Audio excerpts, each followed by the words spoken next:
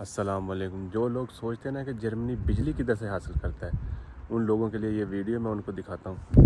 ये जो सामने आप पंखे देख रहे हो ना, ये वाले, ये सब बिजली बनाते हैं।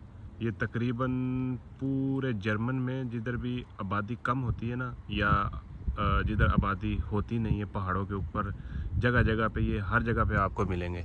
ये बिजली बनाते हैं। अब जैसे ये देखो, सोलर लगा हुआ है, तो ये अपने लोगों को ये नहीं बोलते कि तुम सोलर ना लगवाओ, ये सगों अपने लोगों को हेल्प करते हैं। 30% जो बंदा घर अपने घर के ऊपर सोलर लगवाता है ना, उसको 30% ये अपने पास से पे करते हैं।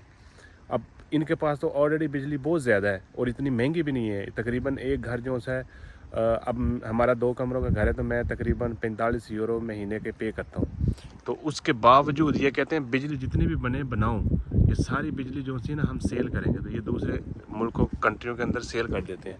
ये देखो आज मौसम बहुत प्यारा है, मठी मठी बारिश पड़ रही है।